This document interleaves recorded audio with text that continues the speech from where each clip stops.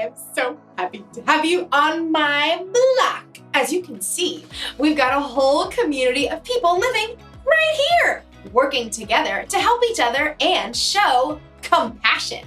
Compassion is caring enough to do something about someone else's need. Every person is made in their own unique way, and every person can use what they have to show compassion. You want to see? They can build things. Ooh, I know.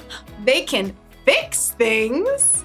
And even make people feel safe. Everybody has a part to play.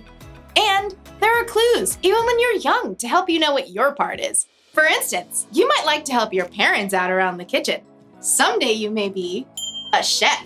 Or maybe you like building things out of Legos. You might grow up to be a construction worker.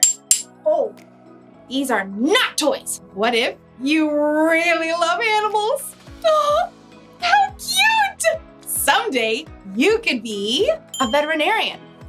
Oh, even cuter! If you look really close at what you're good at and the gifts you've been given, you might get a glimpse of what you'll be like when you're older. Or, like you'll see in today's story, God can use what you have right now to do something miraculous. I'm not sure what I have to give, but I hope it involves a cute puppy.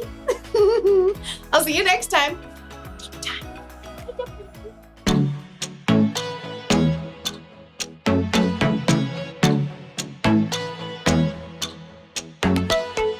Everything I want, everything I need, you are.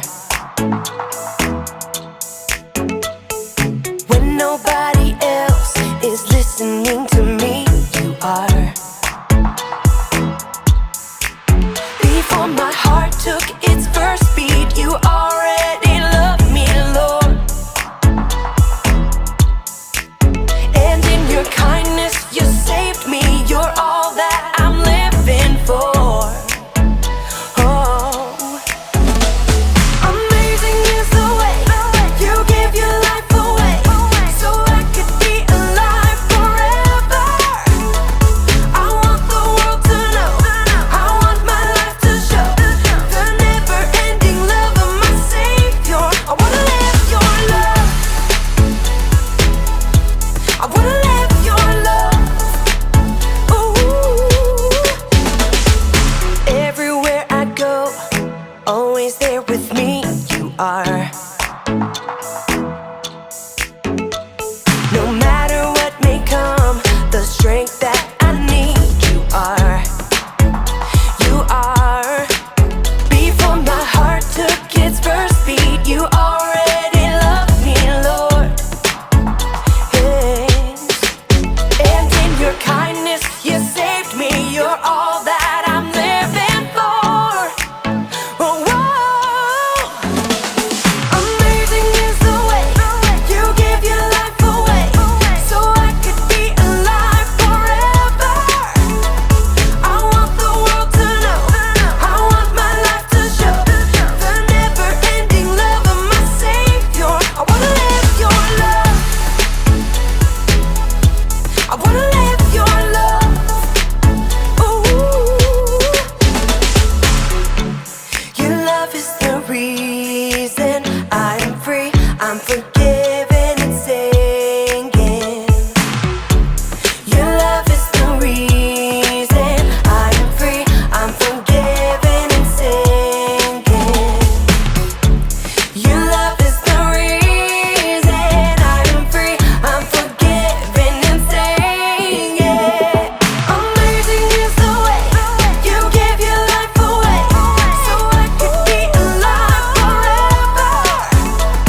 I want the world to know, I want my life to show the never-ending love of my Savior. I wanna live your love.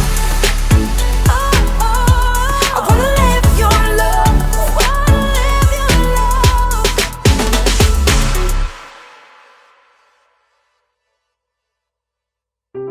The Bible. It's 66 books of history, stories, letters, and poetry that fit together to form God's one big story. The epic adventure of how He created us and loves us so much that He made a way to rescue us. As we travel through the Bible, From Genesis to Revelation, we discover people who met God and found their lives changed forever. Now, for an amazing story, inspired by the book of John, chapter 6, verses 1 through 13. Let's set the stage. Jesus had been performing amazing miracles and healing people. Great crowds gathered wherever he went. So, when Jesus needed a little time away, he crossed the Sea of Galilee with his friends. He was probably looking forward to a quiet day on the mountainside, overlooking the lake. But the crowds had followed. Oh, you've got to be kidding me. Looks like thousands. Should we send them all away? No, I'll talk to them. Even though he was tired, Jesus welcomed the people. He could see the hunger in their hearts, so he sat down on the mountainside and began to teach them. I am the bread of life.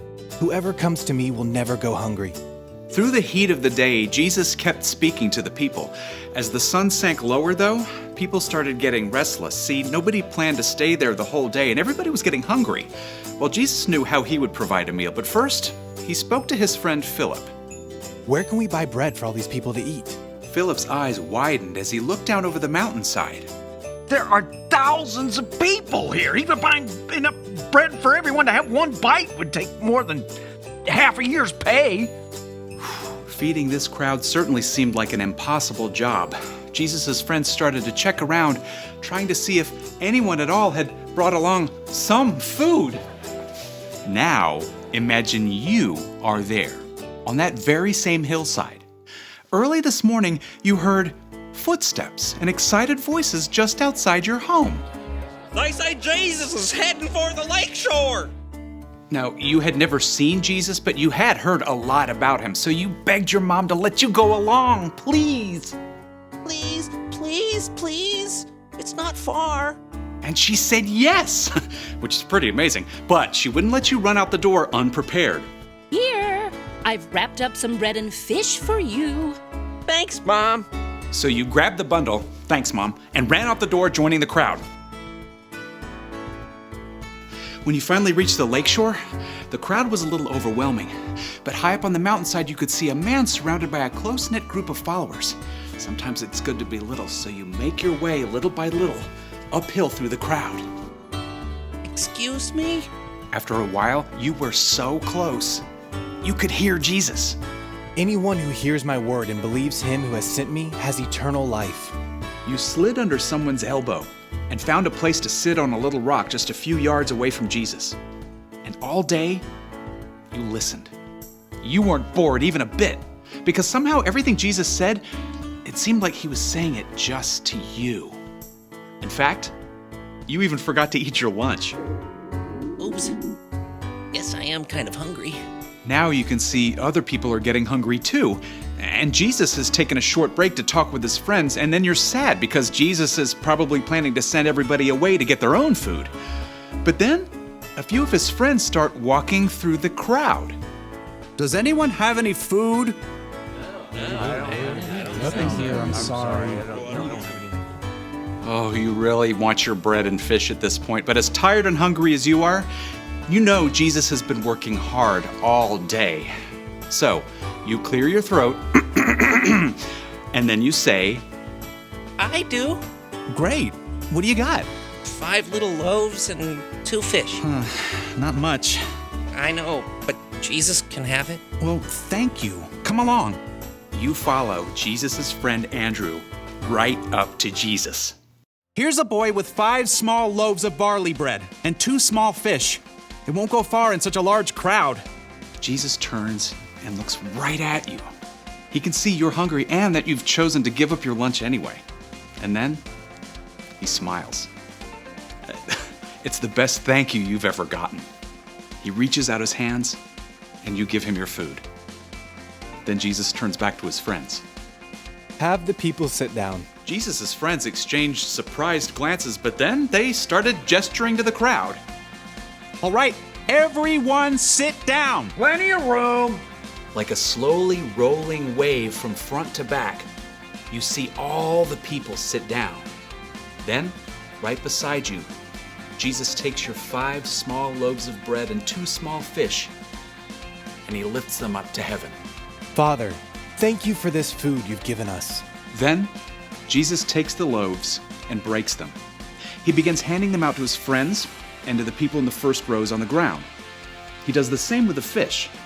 You even get some of your own bread and fish back. Yum. You look around and you can see Jesus' friends still handing out pieces of fish and bread to the crowd.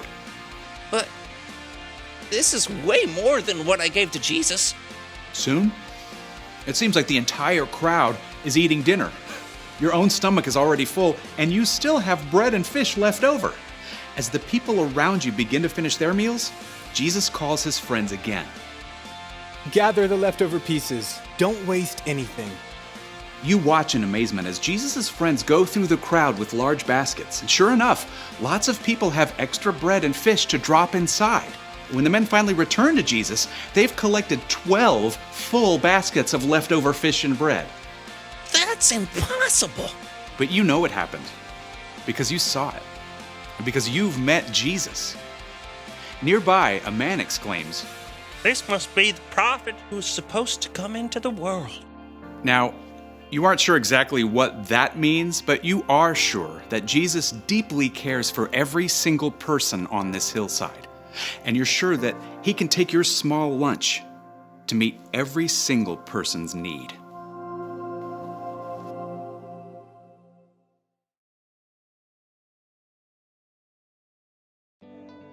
When the boy showed up to see Jesus on a mountainside with a crowd of over 5,000 people, it probably never crossed his mind that he could be part of a miracle. All he had to offer was 5 loaves of bread and 2 fish, and God used it to feed everyone. You never know what God's going to do when you use what you have to help others. So, what do you have? Do you like to entertain people? And are you good with animals? Do you like to make things grow? Do you enjoy serving others? Everybody has something they can use to help others. Could be all you need are these, your hands. Your hands can help lift things, clean things, and repair things. Something else you have is this, your brain. You can use your brain to help solve problems or to help create something incredible. And what about these? Your ears. Sometimes to help others, all you need to do is listen. And then these, your elbows. I'm not really sure what you can use your elbows for. Oh, I got it. You can use your elbows to help a small child find their parents in a crowd. Excuse me. Nailed it. The one thing to remember today is this. Use what you have to help others. You don't have to wait until you're older. God can use even the smallest things to make a big difference. I just thought of another use for your elbows. The chicken dance.